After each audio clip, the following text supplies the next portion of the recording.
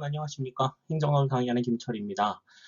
한 주간의 학습 내용을 문제로 살펴보는 주간 행정학 그 네 번째 시간의 문을 열도록 하겠습니다. 지난주에 우리가 수업할 때 이제 정책 결정과 정책 집행에 대한 내용들을 좀 살펴봤죠. 정책 결정에 대한 내용들이 상당히 조금 많아서 강의하는 곳에 따라서 뭐 다 소화를 하지 못한 경우도 있고, 그리고 집행까지 다 나간 경우들도 있기는 한데, 내용들을 조금 살펴보시면서, 지금 이 문제의 내용들을 살펴보시면서, 집행에 대한 부분들에 대해서는 미리 예습하는 차원에서 생각을 해보시는 경우도 좀 될 수 있을 것 같고, 그리고 우리가 지금 공부했던 내용들 다시 한번 되짚어보는 그러한 계기가 될 수도 있을 것 같습니다.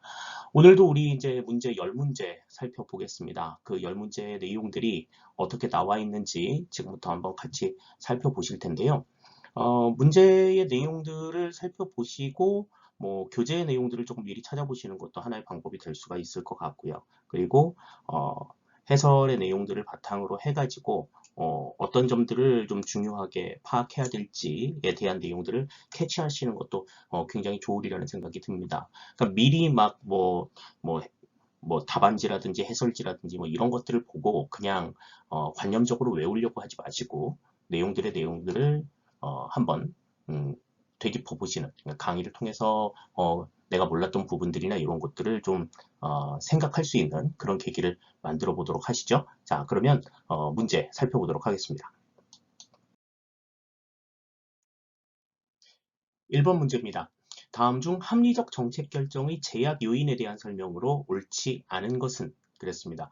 합리적 정책 결정의 제약 요인에 대해서는 우리가 세 가지의 요인들을 생각해 봤습니다. 첫 번째 구조적 요인에 대한 내용들을 살펴봤고, 인간적 요인에 대한 내용을 살펴봤고, 그리고 환경적 요인에 대한 내용들을 살펴봤었죠. 그 각각의 내용들이 이제 어떠한 것들이 있는가 하는 것들을 우리가 조금 생각을 해보면 좋을 것 같아요. 자, 그러면 1번부터 보겠습니다. 의사소통의 장애는 합리적 정책 결정을 제약하는 인간적 요인에 해당한다. 그랬는데 이 의사소통의 장애 같은 경우에는 합리적 정책 결정을 제약하는 구조적 요인에 들어가 있습니다.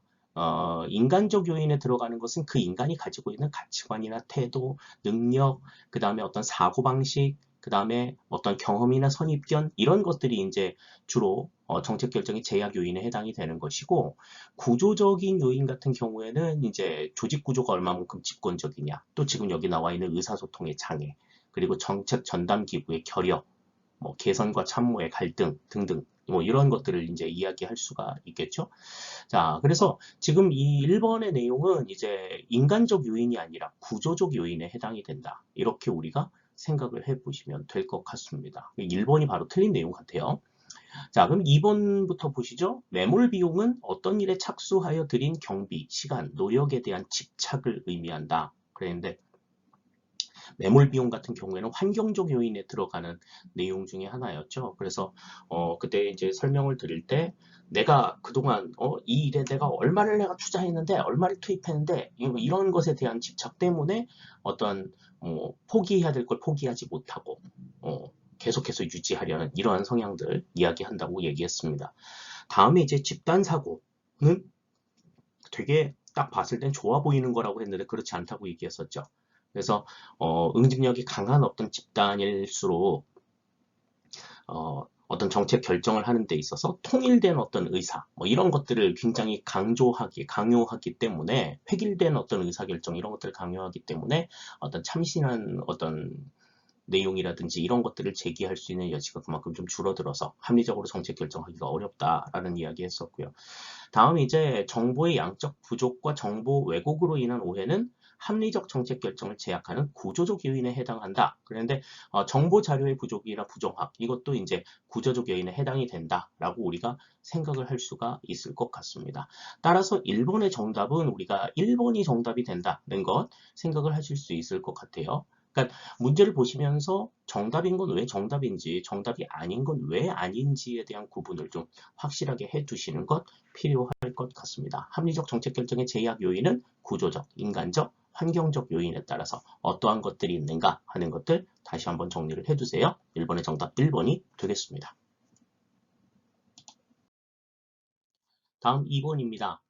다음 중 합리 모형에 대한 설명으로 옳지 않은 것은 그랬습니다. 정책 결정 모형 가운데에서 이제 합리 모형, 가장 처음 얘기했던 내용이고 가장 처음 얘기했기 때문에 굉장히 그 중요도도 좀 높은 그런 부분 중에 하나였었죠. 자, 합리 모형 같은 경우에는 이성과 고도의 합리성을 바탕으로 이제 경제적인 합리성을 추구한다라고 하는 것이 특징이다. 우선 그렇게 말씀을 드렸었는데 1번부터 내용 봅시다. 자, 결정에서 주관적이고 감정적인 요소를 배제하고 현실의 현장성과 역동성을 고려하지 않는다. 그랬습니다. 그러니까 주관적이고 감정적인 요소를 배제하고 현실의 현장성과 역동성을 고려하지 않고 그저 이론적으로, 논리적으로 타당하냐 이 부분만 지금 이제 생각을 해보는 거죠. 그렇기 때문에 이 지금 1번의 내용은 합리 모형이 가지고 있는 약간의 어떤 뭐 한계, 우리가 이렇게 생각을 할 수도 있을 것 같아요. 자, 다음 두 번째, 수리적이고 연역적인 분석 기법을 통해 경제적 합리성과 기술적 합리성을 추구한다. 그러니까 합리 모형에서 강조하는 합리성은 우선 경제적 합리성이다. 경제적이고 기술적인 합리성을 강조한다라고 하는 것이 합리 모형이 가지고 있는 가장 큰 특징이라고 볼 수가 있어요. 다음 3번, 정책의 합리성 제고를 위해 이해관계자 간의 조정과 타협을 중시한다. 저기서 이해관계자 간의 조정과 타협, 밑줄 쫙 쳐두셔야 되겠죠? 이 이해관계자 간의 조정과 타협은 우리가 뭐라고 설명을 드렸어요? 합리성은 합리성이되 이것은 정치적 합리성이라고 말씀을 드렸습니다. 그래서 경제적 합리성을 중시하는 합리 모형에서는 이제 조금 간과되는 그런 측면들이 좀 있다라고 말씀을 드렸죠. 이러한 이해관계자 간의 조정과 타협, 정치적 합리성을 강조하는 모형은 어떤 모형이 있었다? 네, 그렇지. 점증 모형이 있었다. 이렇게 우리가 이해를 해두시면 되겠습니다. 다음 4번. 인간은 경제인이라는 전지전능성에 기인한다. 인간이 경제인이라는 전지전능성이라고 하는 건 무슨 얘기예요? 경제적인 욕구를 충족시켜주면 인간은 뭐든지 한다. 그러니까 맨 처음엔 안 해요. 그러다가도 돈 더 줄게. 그러면은 할게요. 라고 얘기하는 그런 모습들이 이제 전제가 되어서 이 합리 모형이 주장이 되었다. 이렇게 우리가 생각을 하시면 될 것 같죠. 그래서 1번, 2번, 4번 같은 경우에는 다 이제 합리 모형의 특징이라고 볼 수 있겠지만 3번의 경우에는 이제 점증 모형에서 주장이 되는 내용이다. 이렇게 우리가 생각을 하실 수 있겠습니다. 그래서 2번의 정답은 3번이 되겠는데요. 합리 모형을 비롯해서 이제 각각의 정책 결정 모형이 어떠한 특징을 가지고 있고 어떠한 한계를 가지고 있는가 하는 것들을 좀 정리해 두시는 것이 정책 결정 모형에서는 좀 중요한 하나의 핵심이라고 볼 수가 있을 것 같아요. 잘 정리를 해 두시길 바라겠습니다. 다음 3번입니다. 다음 중 회사 모형의 특징에 해당하지 않는 것은 그랬어요. 이 회사 모형이라고 하는 것은 정책 결정 모형 가운데에서 이제 만족 모형을 조직 차원에서 이제 적용을 한 내용이라고 말씀을 드렸었죠.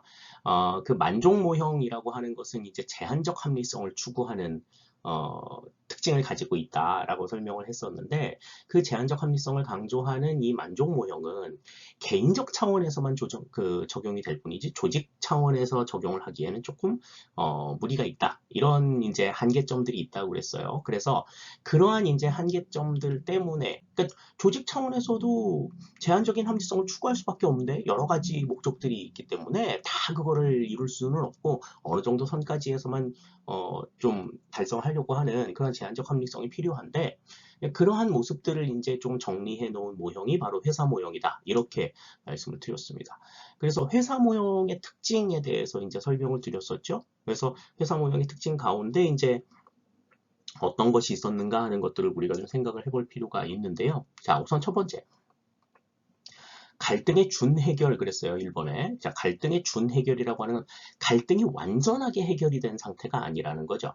그러니까 이 각 부서들 간의 사람들끼리 이제 좀 유대관계가 그렇게 좀 강하지 않고 약한 상태로 있다가 일 때문에 딱 만났을 때에 이제 관계가 유지가 되는데 그렇다 보면은 이제 서로 간의 이해관계 같은 것들을 굉장히 좀 강조할 때가 있다는 거죠.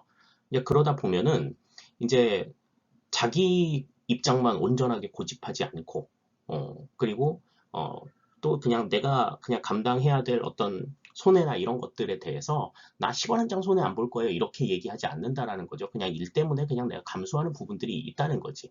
그래서 뭐 그래요. 뭐 그건 뭐 제가 할게요. 뭐 내가 안 한다고 얘기할 수 없는 그런 상황이네. 뭐 이렇게 얘기할 수 있는 그런 부분들이 있다는 거죠. 그래서 갈등이라고 하는 것이 좀 내재되어 있지만 이제 그 과업의 어떤 수행이나 이런 것들을 위해서 그냥 어느 정도는 감수하고 가는 그러한 성향들을 보인다라고 하는 게 이제 회사 모형의 특징이라고 볼 수 있겠고요.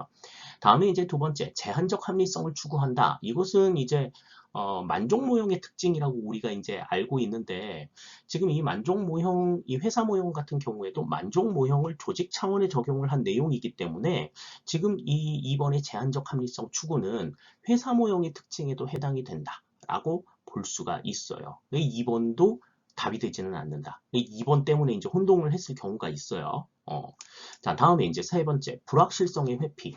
그러니까 이 회사 모형 같은 경우에는 딱 눈앞에 당장 놓인 당면 과제에만 관심을 가지고 있고 그 문제를 해결하는 데 있어서도 뭐 좀 창의적이고 좀 참신한 어떤 해결 방안을 도출하기보다 과거의 선례에 집착한다든지 아니면은 뭐 다른 어떤 유사 기관들, 다른 기관들의 어떤 유사 사례의 해결 방안들 이런 것들을 그냥 그대로 답습하려 하면서 좀 안정적이고 보수적인 어떤 형태로 그냥 문제를 해결하려고 하는 그런 성향들을 보인다. 그러니까 불확실성이라고 하는 것을 이렇게 인정하려고 하지 않는 불확실성의 상황들을 가급적이면 피하고 안정적이고 확실한 상황만을 좀 취하려고 하는 그러한 입장들을 보인다 하는 것을 특징으로 생각을 할 수 있을 것 같습니다.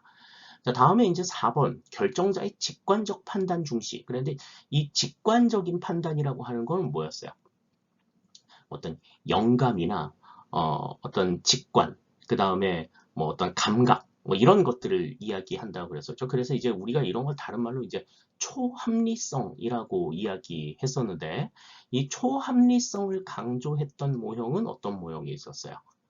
예, 최적 모형이 있었죠. 이 최적 모형이라고 하는 것은 경제적 합리성과 더불어서 그 결정자의 직관적인 판단, 초합리성을 중시하는 모형이다. 그래서 그 사람의 어떤 촉, 육감 이런 것들을 강조하는 그러한 모형이다라고 설명을 드렸었습니다.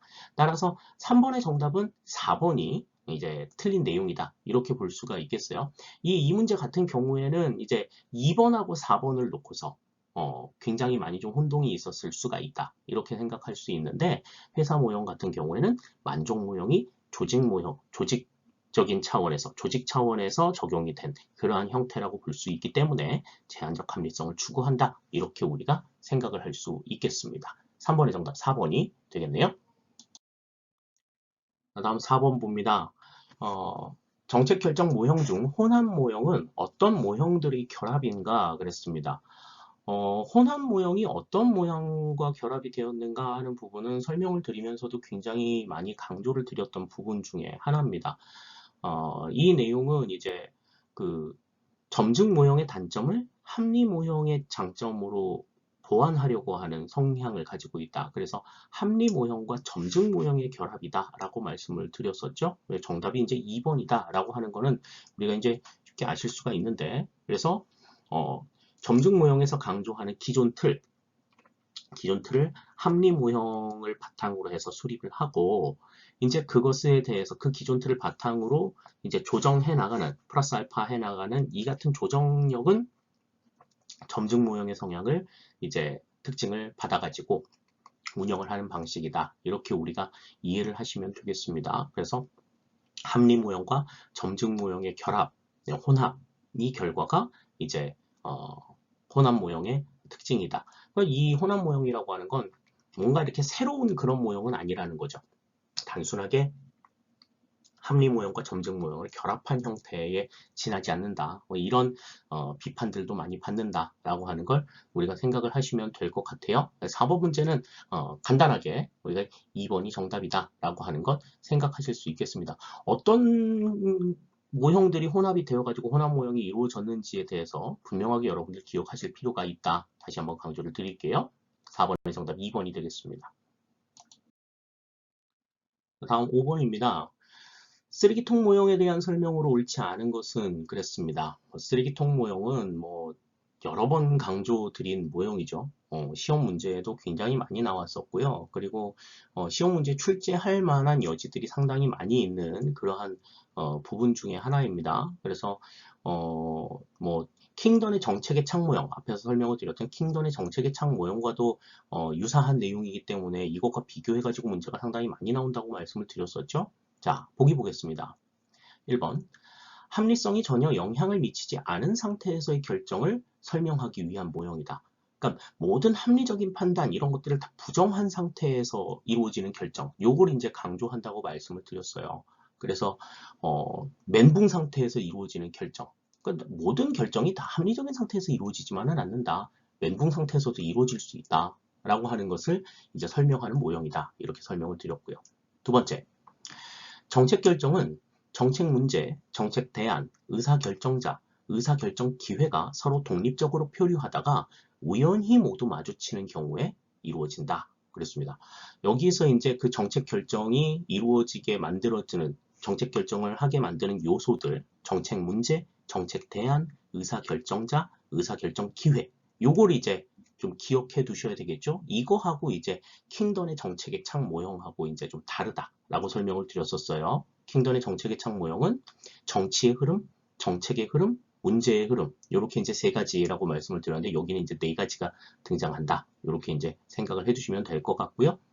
다음 3번. 문제의 성격에 따라 결정 유형이 달라질 수 있다고 주장한다. 그랬는데 문제의 성격에 따라서 결정 유형이 달라질 수 있죠. 그죠? 근데 쓰레기통 모형 같은 경우에는 합리적인 판단의 여지를 전혀 고려하고 있지 않기 때문에 문제의 성격에 따라서 결정 유형이 달라질 수 있다라는 사실을 그냥 가볍게 지나쳐버려요. 그걸 그렇게 크게 인정하지 않는다. 이게 이제 쓰레기통 모형이 가지고 있는 문제점이라고 볼 수가 있겠습니다. 따라서 여기서는 이제 3번이 옳지 않은 거다. 이렇게 볼 수가 있겠고요. 다음 4번. 코헨, 마치, 올센이 주장하였다. 그 모형을 주장한 학자들도 우리가 좀 기억을 해두실 필요가 있습니다. 코헨, 마치, 올센은 쓰레기통 모형을 주장한 학자들이다. 이 양반들이 이 모형의 이름을 가비지 캔 모델이라고 이야기해서 그걸 그냥 번역하는 차원에서 이제 쓰레기통 모형이라고 우리가 이제 이름을 붙인 거다. 그렇게도 설명을 드렸었죠.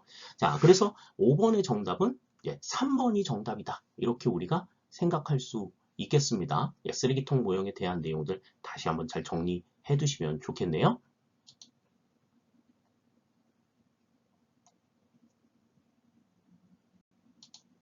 다음 6번 봅니다.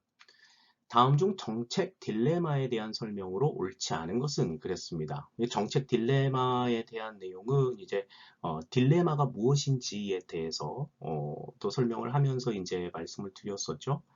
정책 딜레마는 이제 그 딜레마의 상황이 이제 정책 결정하는 상황에서 나타나는 그러한 이제 상황들을 이야기한다 그랬었는데, 그러니까 이 정책 대안 두 개의 대안, 복수의 대안이 서로 상충성을 가지고 있고 그들 간의 어떤 선택되었을 때 가치의 차이, 그러니까 기회 비용의 차이가 크지 않은 그러한 상태일 때 우리가 이제 딜레마를 겪는다. 이걸 결정하자니 이게 문제고 이걸 결정하자니 이게 문제고 이래서 어느 걸 결정해야 될지 모르는 상황. 또 하나의 정책을 실행하는 데 있어서는 이걸 하자니 그렇고 또 안 하자니 또 문제고 그래서 할 수도 안 할 수도 없는 이러한 상황들을 이제 우리가 정책 딜레마라고 이야기를 해요. 간혹 가다가 이제 정책 딜레마를 이걸 할까 말까를 고민하는 걸 가지고서 고민하는 거다 이렇게 생각을 하는데 그렇지 않습니다. 어떻게 그냥 피상적으로 보면 할까 말까를 고민하는 거라고 생각하기 쉬운데 할까 말까를 고민하는 게 아니라 해도 문제 안 해도 문제 이거 해야 되냐 말아야 되냐 요거를 이제 고민하는 이러한 내용이라고 보시면 되겠어요. 자, 그러면 그에 대한 설명으로 옳지 않은 것을 골라라 그랬습니다. 1번 보시죠. 정책 딜레마는 상충하는 정책 대안들의 표면적 가치를 비교할 수 없어 절충이 불가능한 상태를 말한다. 그죠? 그러니까 정책 대안과 관련해가지고 이 딜레마에 빠져 있는 이런 상황이다. 1번은 맞는 이야기예요. 다음 두 번째, 딜레마의 구성 요소로서 균등성이란 상충하는 정책 대안이 지닌 결과 가치나 기회 손실이 비슷함을 의미한다. 기회비용이 비슷한 내용을 의미한다라고 얘기했었죠. 그러니까 상충성과 그 다음에 균등성, 요게 이제 딜레마가 갖는 대표적인 구성 요소라고 보겠습니다. 자, 다음 3번. 대부분 정책 결정을 회피하는 쪽으로 결정이 이루어진다. 그런데 물론 우리가 생각을 하실 수 있겠어요. 정답이 그래서 3번이 되겠습니다. 다음 7번 보겠습니다. 다음 중 정책 집행에 대한 설명으로 옳지 않은 것은 그랬습니다. 이 정책 집행이라고 하는 것은 결정이 된 내용을 그대로 실행에 옮기는 단계이기 때문에 사실 맨 처음에는 그렇게 중요하게 여겨지지 않았다고 이야기를 했었죠. 근데 이제 정책 집행이 어떻게 해서 관심이 높아지게 되었는가 하는 계기에 대해서는 조금 알아두실 필요가 있을 것 같습니다. 자, 그 내용들 좀 정리를 해 두시기를 바라겠고요. 우선 1번 문제부터 볼게요. 정책 과정 중 일반 국민들과의 접촉이 가장 빈번한 단계이다. 이건 이제 정책 집행이 갖는 가장 큰 특징 중에 하나라고 볼 수가 있어요. 1번 맞는 이야기입니다. 다음 두 번째. 존슨 행정부의 위대한 사회 정책 실패는 정책 집행의 중요성을 일깨우는 계기가 되었다. 그죠? 정책 집행에 관심이 고조가 된 그 계기 중에 하나로 존슨 행정부의 위대한 사회 정책을 이야기했었습니다.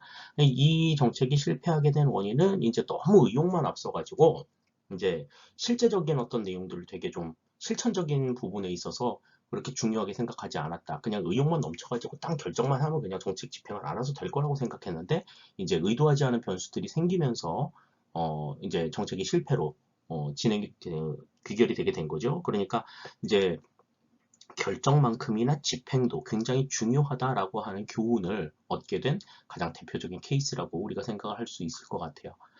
그 다음 3번. 윌답스키와 프레스만은 소수민족 취업을 위한 오클랜드 사업 성공 요인으로 정책 집행의 중요성을 강조하였다. 그랬는데 윌답스키와 프레스만이 이 오클랜드 사업에 대한 연구를 진행한 건 맞아요. 그리고 이 연구를 통해서 정책 집행의 중요성을 강조한 것도 사실인데 이 오클랜드 사업은요, 소수민족 취업을 위한 정책인데 결과적으로 실패를 했어요. 그래서 이 윌답스키와 프레스만이 이 내용들을 이 정책이 왜 실패했는가에 대한 그 원인을 연구해서 정책 집행이 상당히 좀 중요하더라.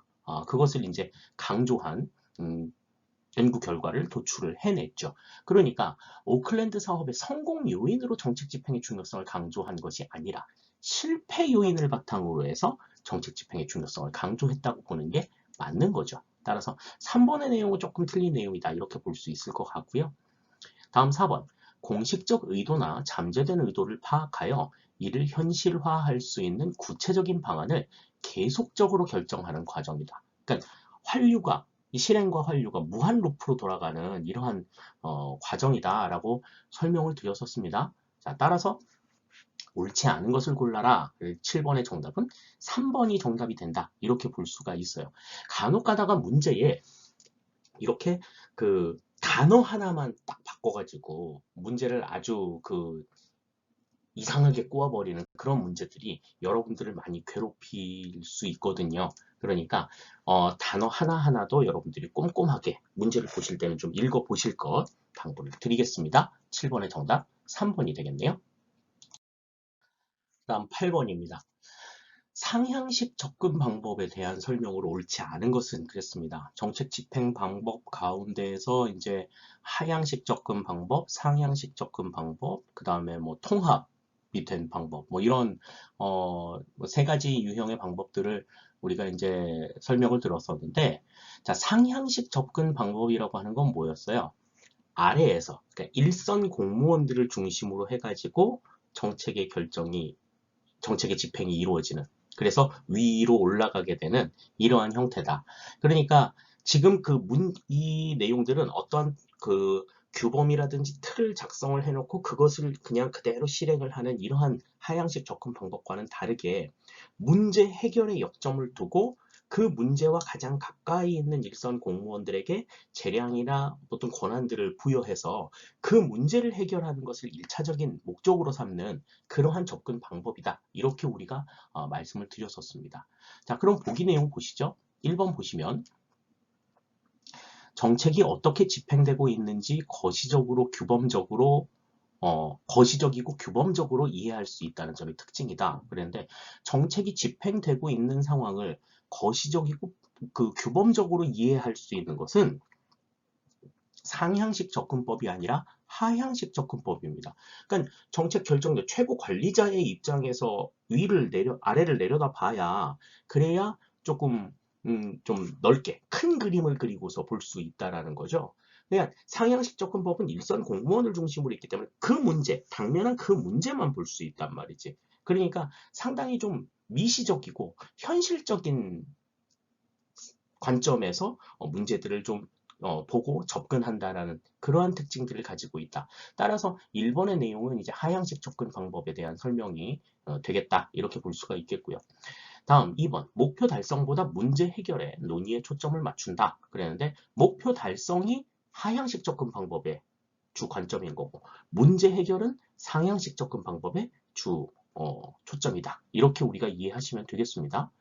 다음 3번. 정치 행정 일원론 시각에서 현장에서 효율적으로 적응하는 집행을 이상적인 집행으로 인식한다. 정치 행정 일원론의 시각을 가지고 있는 것이 상향식 접근 방법의 특징이라고 볼 수가 있겠죠. 하향식 접근 방법은 이와 반대로 정치 행정 이원론의 시각으로 결정이 된 내용을 어떻게 집행하느냐. 요것에 이제 초점을 맞춘 그러한 내용이라고 볼 수가 있겠습니다. 다음 4번. 비구조적이고 유동적인 정책 상황에서 유용한 접근 방법이다. 그렇죠. 그러니까 하향식 접근 방법 같은 경우에는 구조적이고 조금 안정적인, 좀 고정적인 어떤 정책 상황에서 유용한 접근 방법이겠지만 이렇게 유동성이 조금 있고 불확실성이 조금 높은 그러한 상황에서는 하향식 접근법보다는 상향식 접근법이 훨씬 더 유용하다. 이렇게 생각할 수 있겠습니다. 따라서 옳지 않은 것을 고르라 그랬으니까 여기서는 1번이 틀린 내용이다. 이렇게 우리가 생각을 할 수 있겠죠. 그러니까 상향식 접근 방법에 대한 문제가 나왔다라고 하면 우리가 그 내용을 대하면서 상향식 접근법과 하향식 접근법의 내용을 같이 우리가 좀 생각해 보시는 것. 이게 조금 더 경제적이고 효율적으로 여러분들이 좀 학습하실 수 있는 그런 하나의 요령이 된다. 이렇게 말씀을 또 드릴 수 있을 것 같아요. 8번의 정답 1번이 되겠습니다. 다음 9번입니다. 나카무라와 스몰우드의 정책 집행 유형 중 다음 설명에 해당하는 것은 그랬습니다. 나카무라와 스몰우드의 정책 집행 유형은 정책 결정자와 정책 집행자의 입장, 요것들을 바탕으로 해서 5가지의 유형이 있다라고 말씀을 드렸어요. 그래서 고전적 기술자형, 지시적 위임형, 협상형, 재량적 실험형, 그리고 관료적 기업가형, 이렇게 이제 5가지의 유형이 있다라고 말씀을 드렸었는데, 이 고전적 기술자형부터 관료적 기업가형까지 쭉 이렇게 내려오는 순서는 이제 정책 결정자가 정책 집행자를 얼마만큼 신뢰하느냐, 요거에 따라서 이제 그 정도에 따라서 이제 지금 순서가 매겨져 있는 거다. 그렇게 말씀을 드렸었습니다. 자, 그러니까 이 나카무라와 스몰우드의 정책 집행 유형을 보려고 하면 정책 결정자가 어떠한 행태를 보이고 있고 집행자가 어떠한 행태를 보이고 있느냐에 대한 것을 우리가 좀 생각을 해보시면 될 것 같죠. 자, 그러면 보기 내용 보겠습니다. 정책 결정자는 현실적 제약으로 인해 구체적인 정책 목표를 결정하지 못하고 추상적인 수준의 정책 방향만 제시한다. 추상적인 수준의 정책 방향만 제시한다라고 하는 것이 우선은 조금 생각이 되어야 될 부분이겠죠. 다음, 정책 집행자는 정책 목표를 구체화하고 필요한 정책 수단을 선택하는 등 광범위하고 구체적인 책임 아래 정책을 집행한다. 그랬습니다. 그러니까 정책 결정자는 그냥 포괄적이고 추상적인 어떤 상태의 방향만 제시를 해주고 그걸 받아서 집행자들이 그 내용들을 구체화하고 그 다음에 어떻게 해야 될 것인지에 대한 어떤 구체적인 어떤 안들을 제시해서 일들을 집행해 나가는 형태인 거죠. 그러니까 정책 결정자가 집행자들에게 상당히 많은 권한의 위임들을 조금 하고 있는 그러한 형태라고 생각을 할 수 있을 것 같습니다. 자, 그러면 1번 보시죠. 고전적 기술자형 같은 경우에는 정책 결정자가 목표나 방향이나 수단 이런 것들을 굉장히 디테일하게 구체적으로 설명을 해주면 집행자는 그냥 그거 그대로 따라하는 이러한 정도죠. 그래서 결정자가 집행자를 1도 안 믿는 유형이다. 그렇게 말씀을 드렸었어요. 자, 다음 두 번째. 재량적 실험형입니다. 재량적 실험형이라고 하는 것은 이제 그 결정자가 추상적인 수준의 정책 방향만 제시를 하고 정책 집행자가 광범위하고 구체적인 책임 아래서 정책을 집행하는 유형이다. 그러니까 지금 보기하고 지금 가장 맞는 내용이 이제 2번이 될 것 같고요. 다음 3번. 지시적 위임형이라고 하는 것은 이제 정책 결정자가 정책 목표나 방향을 구체적으로 제시를 하고 이제 집행자는 그 목표와 방향을 바탕으로 해가지고 정책을 집행할 수단 결정에 있어서만큼은 이제 집행자들이 위임을 받은 이러한 상태를 우리가 지시적 위임형이라고 이야기한다 그랬고요. 다음 이제 네 번째 관료적 기업가형 같은 경우에는 쉽게 말해서 완전히 결정자와 집행자의 입장이 바뀌어 있는 그러한 상태다. 그래서 집행자들이 대부분의 권한을 가지고서 정책 전반에 대한 내용들을 결정을 하고 나중에 이제 이 정책 결정자는 집행자가 결정한 내용들을 그냥 수용하는 그러한 형태다. 그래서 대기업의 이제 계열사나 자회사들이 자회사의 사장들이 어떤 일들을 하고 나서 그냥 대기업 대표들한테 그냥 결제만 맞는 이러한 형태가 이제 관료적 기업가형에 해당이 된다라고 말씀을 드렸었어요. 자, 그러니까 9번에서는 여기 지금 보기에 나와 있는 내용이 이제 재량적 실험형 2번에 해당이 되는 내용이다. 재량적 실험형에 해당이 되는 내용이다. 그래서 정답이 2번이 된다. 이렇게 볼 수가 있겠습니다. 5가지의 유형이 나와 있으니까 그 5가지의 유형을 각각의 그 단계별로 여러분들이 조금 정리해서 이해해 두시는 것 필요할 거라는 생각이 들어요. 잘 정리해 두시기를 바라겠습니다. 다음 10번 문제입니다. 다음 중 사바티어와 마즈메니안이 제시한 효과적인 정책 집행을 위한 조건에 해당하지 않는 것은 그랬습니다. 아까 우리 앞에서도 합리적 정책 결정의 제약 요인 뭐 이런 것들을 살펴봤었는데 지금 여기서는 효과적인 정책 집행을 위한 조건에 대해서 사바티어와 마즈메니안이 제시한 내용이 한 5가지 정도가 있었어요. 그 내용들을 이제 우선 보시면 일단은 뭐 타당한 인과관계, 인과이론이 있어야 된다. 다음에 법령이 어떤 명확한 정책 지침을 가지고 있어야 되고, 다음에 대상 집단의 수능을 극대화해야 된다. 유능하고 헌신적인 관료가 집행을 담당해야 된다. 또 이해관계 집단으로부터 지속적인 지지를 받아야 된다. 정책 목표의 순위가 변하지 않고 안정적이어야 한다. 뭐 이러한 내용들이었는데, 자, 보기 봅시다. 1번. 타당한 인과이론의 바탕을 둔 것이어야 한다. 그러니까 원인과 결과 관계가 분명해야 된다라고 하는 것 강조가 되고 있었죠. 1번 맞는 이야기입니다. 다음 두 번째, 정책 목표의 우선순위가 유연성을 갖춰야 한다. 그러니까 우선순위가 유연성을 갖춰야 된다는 얘기는 이제 들쭉날쭉 변할 수 있어야 된다는 거죠. 근데 아까도 잠깐 설명을 드렸지만 이 효과적인 정책 집행을 위해서는 정책 목표의 우선순위가 변하지 않고 안정적이어야 한다. 그렇기 때문에 유연성을 갖춰야 된다는 얘기는 맞는 이야기가 아니에요. 네. 다음 3번. 유능하고 헌신적인 관료가 정책을 집행해야 한다. 유능하기만 해서도 안 되고 헌신적이기만 해서도 안 된다. 라고 하는 거 기억해 두셔야 된다 그랬고요. 다음 4번. 다수의 이해관계 집단으로부터 지속적인 지지를 받아야 한다. 그러니까 입법부나 사법부, 뭐 행정부, 이걸 사법부는 독립이 되어 있다. 입법부나 행정부를 포함한 다수의 이해관계 집단으로부터 지속적인 지지를 받아야 한다라고 하는 것이 이 효과적인 정책 집행을 위한 조건이다. 이렇게 제시가 되었다라는 거죠. 그렇기 때문에 지금 여기서는 옳지 않은 걸 골라라 그랬으니까 2번이 정답이 되는 것 같습니다. 2번이 정답이 된다라고 하는 것 우리가 생각을 할 수 있겠네요.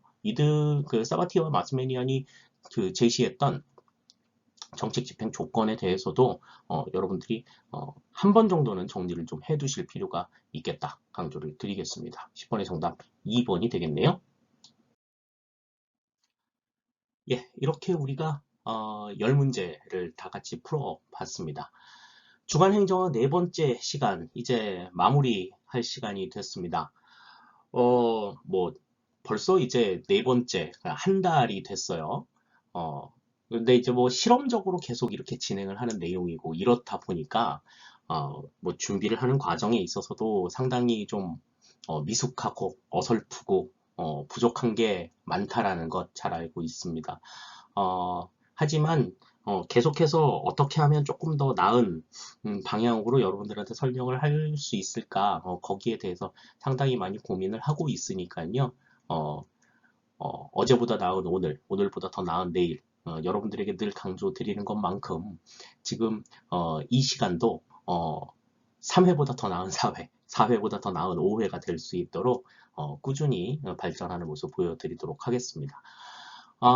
지금 설명을 드린 그 10문제에 대한 해설은 다음 주에 공개를 해드릴게요. 그리고 지금 이제 4회의 내용과 같이 공개를 해드리는 해설은 이제 앞서서 3회에 설명을 해드렸던 정책이론 첫 번째의 내용, 3회에 설명을 드렸던 10문제의 내용이 이제 해설로 제공이 되겠습니다.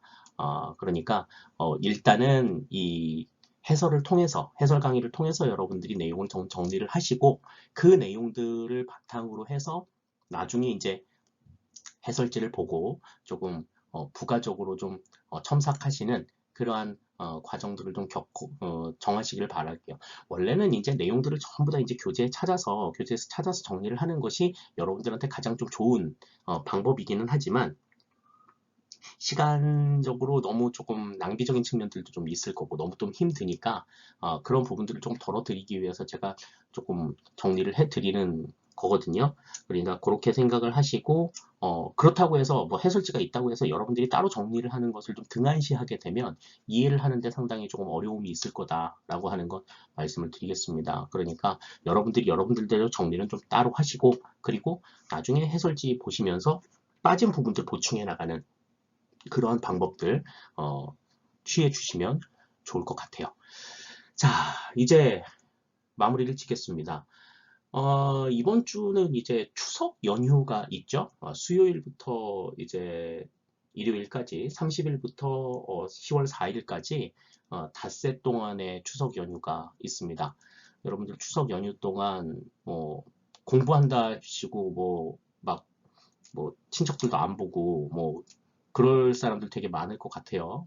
그런데 물론 공부도 굉장히 중요합니다만은 식구들 만나서 식구들과 시간을 보내는 것도 여러분들이 긴 인생들을 생각해 봤을 때 아주 그렇게 의미 없거나 그런 시간은 아니에요. 그러니까 하루 정도는 가족들과 함께 좀 즐거운 시간 보내시기 바랍니다. 맛있는 음식도 좀 드시고요. 그래서 다음 주에는 주간 행정학이 한 회 쉬겠습니다. 그래서 우리가 이제 매주 월요일마다 만나고 있는데 다음 주 그러니까 날짜로 보면은 10월 5일에는 주간 행정학이 한 주 쉬어요. 한 주 쉬고 우리는 이제 10월 12일 날 둘째 주 10월 둘째 주에 주간 행정학 다섯 번째 시간으로 다시 만나도록 하겠습니다. 풍성한 한가위 되시고요. 여러분들의 여러분들이 바라시는 모든 바들이 보름달 속에서 무럭무럭 익어갈 수 있기를 저도 기원을 하도록 하겠습니다. 여러분들 더도 말고 덜도 말고 한가위처럼 풍성한 한가위 명절 보내시기를 바라겠습니다. 이 시간 마칩니다. 감사합니다. 하재누리 행정학은 카카오톡 채널로 여러분들과 소통합니다. 지금 화면에 보이고 있는 QR코드를 촬영해서 하재누리 행정학 카카오톡 채널의 친구가 되어 주십시오. 공무원 시험을 위한 다양한 행정학 컨텐츠를 우리 여러분들 만나보실 수가 있습니다. 지금 우리가 함께 했던 주간 행정학은 물론 앞으로 살펴보게 될 여러 가지 기출 문제들에 대한 내용들도 또 수업에서 다루지 않는 여러 가지 행정학과 관련된 이야기들 카카오톡 채널에서 여러분들과 함께 나누도록 하겠습니다. 또 여러분들이 행정학을 공부하면서 궁금한 사항이라든지 또 질문하고 싶은 내용들 있으시면 카카오톡 채널 안에 대화창을 통해서 여러분들 질문해 주시면 성심성의껏 답변해 드리도록 하겠습니다. 여러분들의 많은 참여 기다리고 있을게요.